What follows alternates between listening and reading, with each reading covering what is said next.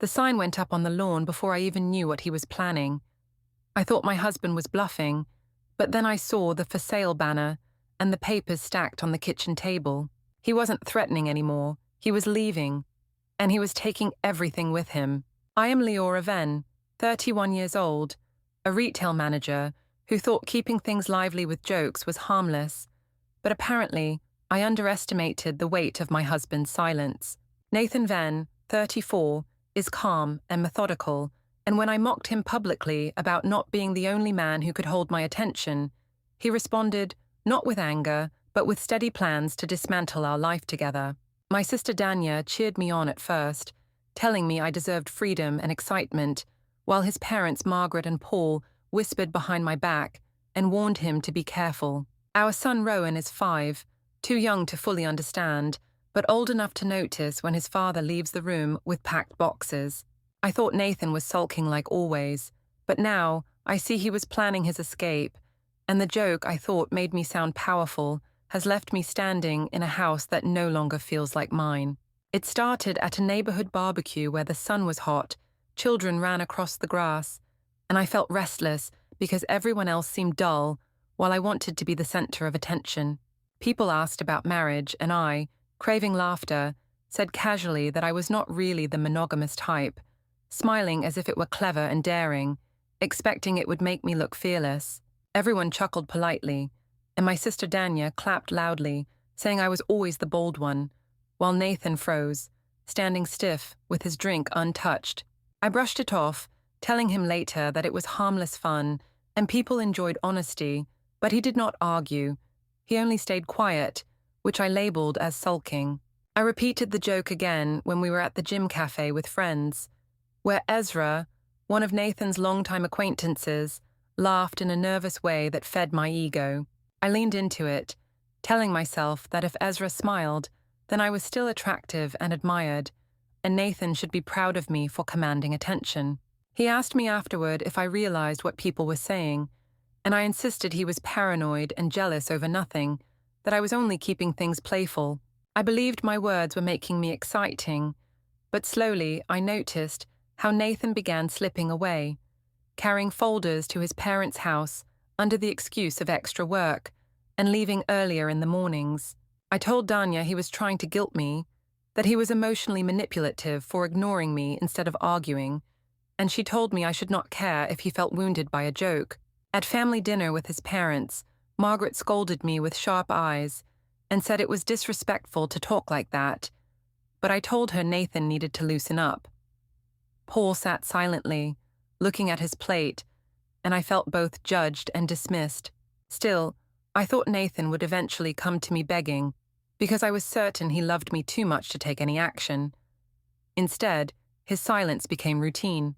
He stopped asking questions about my day, stopped touching the stack of bills I left out for discussion, and only spoke about Rowan's bedtime or school pickup. I tried to spark arguments, telling him he was boring, but he simply nodded and returned to his laptop, and that drove me wild because I felt unseen. At night, I paced while he slept calmly in the guest room, believing he was punishing me deliberately, and I told my mother he was cruelly shutting me out.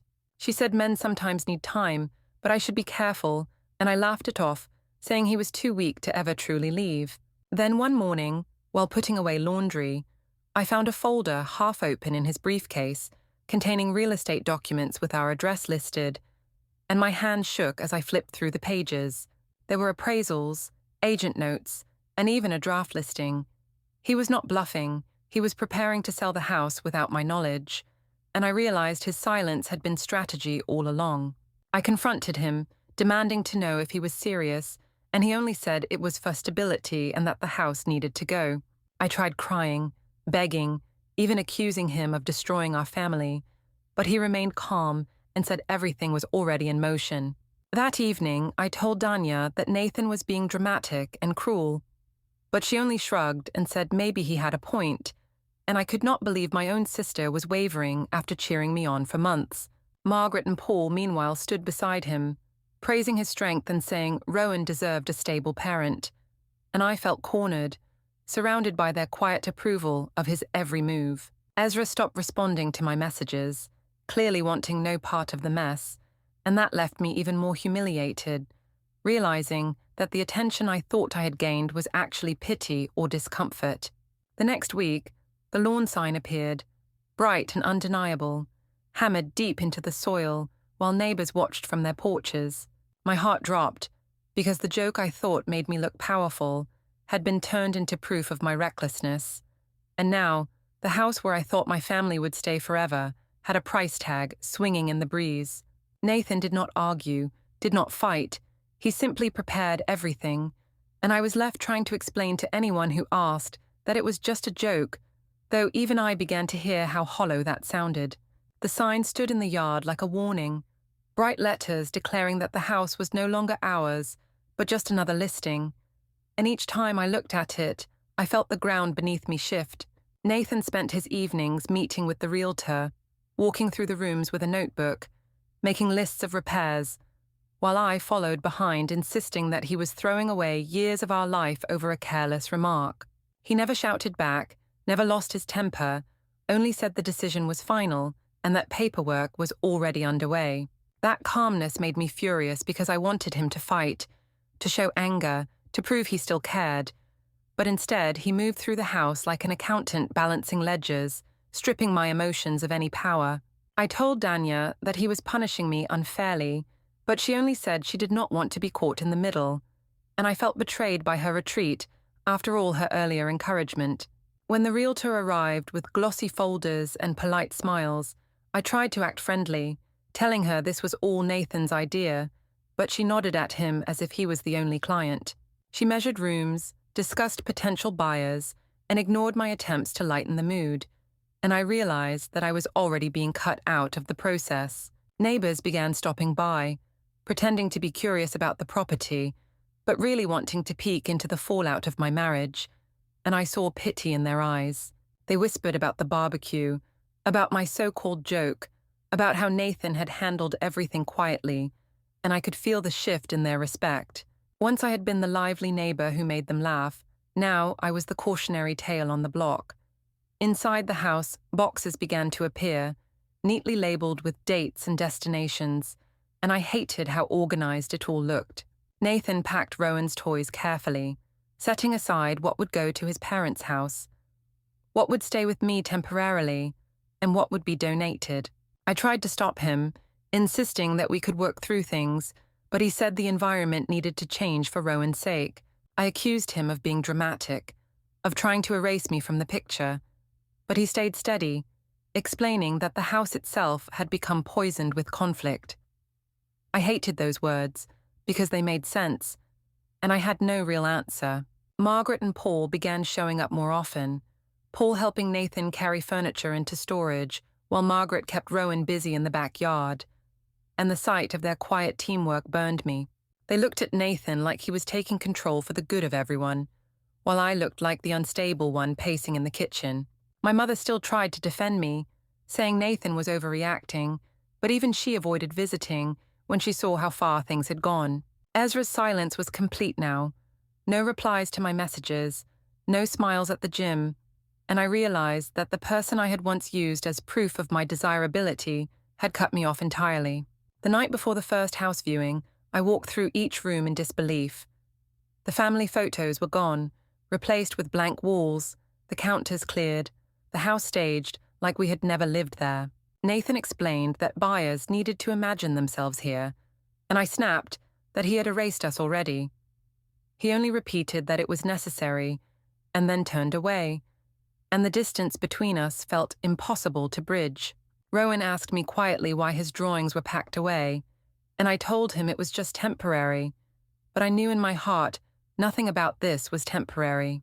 When the first potential buyers walked through the door, smiling politely and commenting on the hardwood floors, I wanted to scream that this was my home, not theirs, but I stood silently, forced to watch strangers evaluate the life I had destroyed. With a careless joke, Nathan guided them calmly, explaining details, while I trailed behind, invisible in my own house. That was when it hit me fully that this was not a bluff, not a punishment meant to scare me, but a plan already in motion, and I had no power left to stop it. Week by week the house emptied, and every box that left felt like another piece of my story being carried away, while Nathan moved steadily toward an ending I still refused to accept. The living room, where we once hosted family dinners, became a staging area for cardboard and tape. The walls stripped of photographs that once showed us smiling together, and I felt like a guest wandering through someone else's home. I tried pleading with Nathan late at night, telling him I never meant the joke, that it was only humor and nothing more, but he responded only with quiet nods, returning to his lists and schedules as though my words carried no weight at all. That silence made me angrier than shouting ever could, because it left me with no way to twist the argument, no door to push through, only a wall of calm finality. The realtor scheduled open houses on weekends, and each time strangers filled the rooms, their voices echoing where laughter once lived, I felt sick watching them imagine themselves here. They opened cabinets, peeked into closets, and walked across Rowan's room as if he had never built towers of blocks on the floor, and Nathan encouraged them, answering questions with steady courtesy while I stood aside, invisible in the background. I wanted to declare that this was my family's house, not theirs, but the truth was that Nathan had made it clear it was no longer ours, and no amount of denial could change that. Neighbors stopped by less often, no longer curious, already treating me like the woman left behind, and I realized my place in the community had shifted irreversibly. Danya called once, saying she felt bad about encouraging me, but her voice carried distance, and she made excuses about being busy. I knew she did not want to be connected to the spectacle my life had become, and I hated her for abandoning me after pushing me to believe I was brave. My mother still tried to comfort me, but even she admitted Nathan's approach looked steady and reasonable compared to my frantic explanations, and hearing that stung more than any outright criticism. Margaret, meanwhile, attended nearly every showing, standing beside Nathan as though she was part of the sale, and her presence reminded me constantly that his family saw me as the problem, while he was their hero for finally acting. Rowan adjusted more quickly than I expected, slipping into the routine Nathan created, and that broke me in ways I could not admit out loud. He seemed comfortable moving between houses, carrying his backpack with clothes carefully packed by Nathan, and he never complained. When I asked if he missed the old house, he only said Daddy explained that they would have new adventures, and his small smile told me he believed it.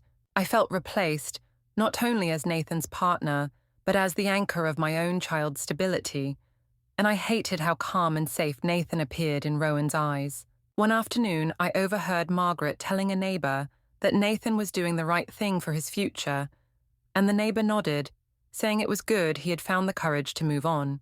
That word, courage, replayed in my head all night, because I realized that the community admired him for leaving, while I had been the one chasing admiration with careless words. I had thought laughter was power, but in the end his silence and steady action had won more respect than I ever managed. The day the offer came in, Nathan signed the acceptance with calm hands, while I sat across the table with tears threatening but unacknowledged. The realtor congratulated him, shaking his hand firmly, and then turned to me with polite distance, as if I were only an observer, not an owner. Nathan explained the closing date, the moving schedule, and the custody plan, already arranged with his lawyer, and every sentence felt like another door closing on me.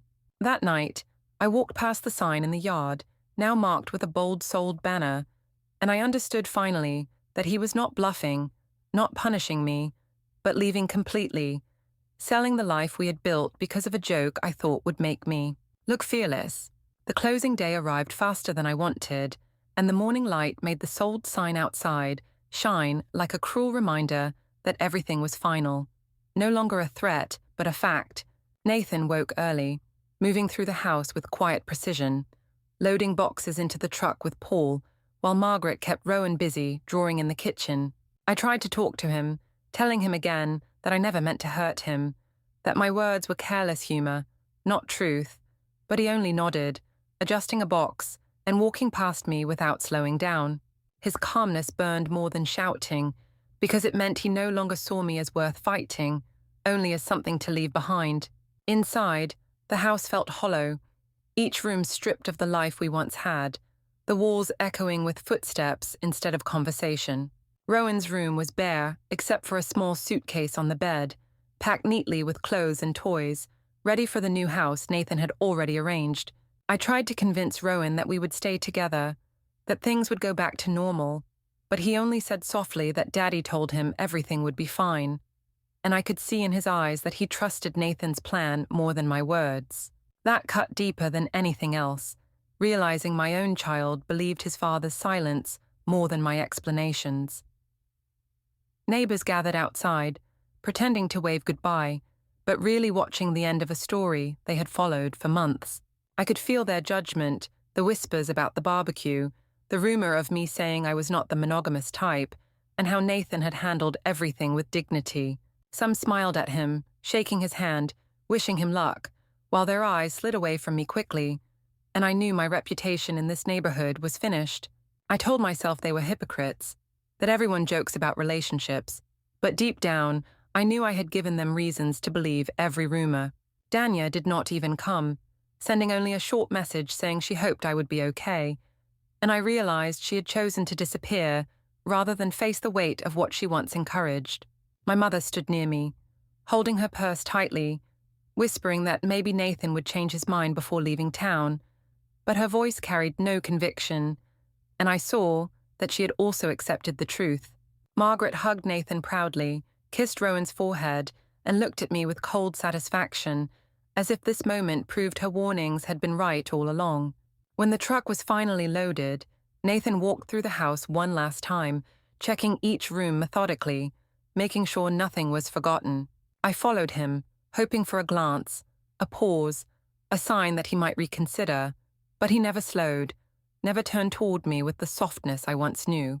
In the kitchen, he left the keys on the counter, beside a folder with the final papers, and I stood frozen while he walked out the door with steady steps. Rowan skipped beside him, carrying his small backpack, trusting the future Nathan had promised. I stepped onto the porch as the truck engine started, the sold sign swaying in the breeze, the neighbors still watching from across the street. Nathan did not wave, did not speak, did not look back. He simply drove away with Margaret and Paul following in their car. The sight of the vehicles disappearing down the road left me standing in silence, clutching the railing, realizing the life I had mocked was gone completely. The house no longer belonged to us, the family no longer centered around me, and the man I thought would never leave had chosen to protect himself with action instead of arguments. The silence that followed was heavier than any fight, because it left no space for excuses, no opening for manipulation, only the echo of my own words coming back to haunt me. I had thought being bold and playful made me powerful, but in the end it was his calm departure, the sale of the house, and the quiet respect he earned that proved stronger than any laugh I ever received. And as the sun set behind the empty house, I understood finally that Nathan's revenge was not dramatic or cruel, but lawful, deliberate, and absolute, leaving me alone with nothing but the memory of my careless joke.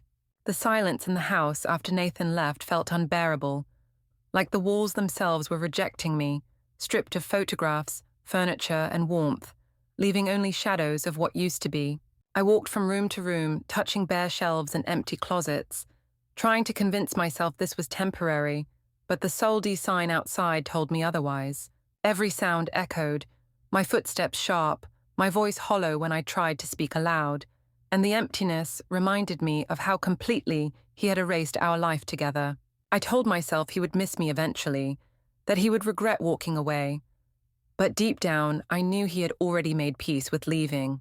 The neighbors no longer came by, their curiosity satisfied, their pity exhausted, and now they only glanced quickly when they passed, pretending not to see me standing alone in the doorway. I could feel their judgment, the way they admired Nathan's quiet strength while seeing me as reckless and unworthy, and I hated how much power their opinions held over me. My mother called each evening, telling me to stay strong, but even her voice sounded tired, as though she no longer believed the words she was saying. Danya kept her distance entirely. No messages, no visits, her absence louder than any confrontation, and I realized I had lost her too. At night I lay awake listening to the emptiness, remembering the way Nathan used to move through the house, steady and calm, and how I once mocked him for being boring. That same steadiness had carried him through the storm while I crumbled, and now he was gone with dignity, leaving me to face the ruin I created. I told myself again and again that my words had been a joke, nothing serious, but the truth was, they revealed something cruel, and once spoken, they could not be taken back. Rowan's toys were gone, his laughter absent, and the silence of his missing presence hurt most of all. I thought he would miss the house, miss me, but from what little I heard, he was adjusting well with Nathan, trusting the order and safety that his father provided. I wanted to believe he would come running back to me, but I knew in my heart children cling to stability, and I had destroyed mine with a careless attempt to sound clever. The folder Nathan left on the counter remained there, filled with final papers, schedules, and closing documents, and every time I opened it, I felt the weight of his control. It was not anger, not punishment, just structure and decisions made with precision, and I realized that was the sharpest revenge of all. He had left me not with screams or chaos, but with calm arrangements that proved he had thought everything through. Standing on the porch one last time, I looked at the sold sign swaying gently in the wind, and I understood finally that Nathan had ended this chapter without me, choosing silence, law, and dignity over arguments and pleas. I was left in the shell of a house that no longer belonged to me, with nothing but the memory of neighbors' laughter fading into whispers and the image of him driving away without looking back. The joke I once thought made me fearless had become the very line that erased the life I thought was secure, and there was no undoing it now. The first week after Nathan's departure felt unreal, like I was moving through someone else's life, trapped in a house that was no longer mine, yet still holding the keys as if that meant anything. The walls echoed with emptiness, the room staged for strangers, and I caught myself listening for sounds that would never return, like the shuffle of his papers or the laughter of Rowan playing in the hallway. Each day I told myself Nathan would call, that he would second-guess his decision and remember the years we built here, but no call ever came, only silence as heavy as stone. The realtor checked in politely, reminding me of closing dates and inspections, speaking to me with professional detachment that confirmed my place as nothing more than a lingering occupant. I tried reaching out to Danya again, insisting that Nathan was cruel and that I was being punished unfairly for a harmless remark. But she replied coldly that she had warned me to be careful with words, then ended the conversation. Hearing that from her, the very person who once cheered me on, felt like betrayal, though deep down I knew she was protecting herself from being dragged down with me. My mother still called every evening, trying to assure me I was not entirely at fault, but even she hesitated now, her encouragement weaker, her tone softer, as though she had accepted Nathan's version of the story. Margaret's version of the story had already spread across the family and the neighborhood, painting Nathan as the strong father protecting his son, while I was the reckless wife who joked herself out of her marriage. The community's shift became obvious each time I stepped outside. Neighbors who once laughed at my bold remarks now crossed the street or waved quickly without stopping, their eyes filled with a mix of curiosity and judgment. At the grocery store, I overheard whispers about Nathan's dignity and how I had humiliated him, and though no one said it to my face, their pitying glances spoke louder than words. I wanted to scream that it had been just a joke, that I never cheated, never betrayed in action, but the truth was that words can wound deeper than deeds, and I had given them every reason to believe the worst. Inside the house, the evidence of Nathan's control remained. The folder on the counter stayed unopened most days, because each page inside reminded me of how methodical he had been. The signed contracts, the custody schedules, the financial restraints, every detail laid out with precision. It was not anger, not chaos, but order, and that order was impossible to fight because it made him look reasonable while I looked desperate. I had once believed I could twist arguments in my favor, but there was nothing to twist here, no loophole to exploit, only documents that carried more weight than all my explanations combined. Rowan's absence haunted me more than anything. His small voice no longer filled the mornings, his toys no longer scattered across the living room, and when I called to speak with him, Nathan's calm voice in the background made me feel like a guest in my own child's life. Rowan told me happily about the new place, about how Daddy said they would make new memories, and his trust in Nathan's words stung sharper than rejection.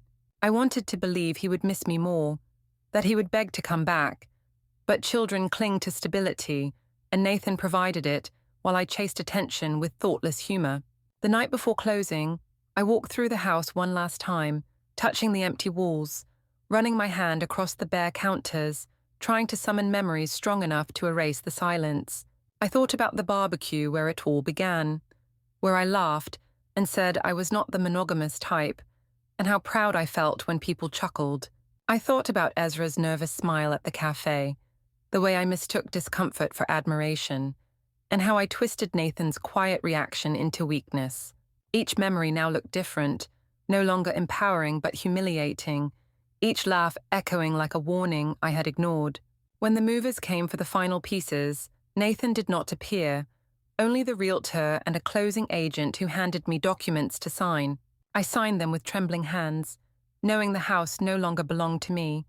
And when I stepped outside, the sold sign swayed in the breeze as if waving me off. The yard where Rowan once played now felt foreign, the porch where Nathan once stood silent during arguments now abandoned. I stood alone, realizing that the house, the neighborhood, the community, even my family's respect, had slipped through my hands. All because of a joke I thought made me fearless, but instead revealed how careless I truly was. Don't forget to hit like, subscribe, and turn on the bell so you don't miss the next story. Write in the comments from which city are you watching.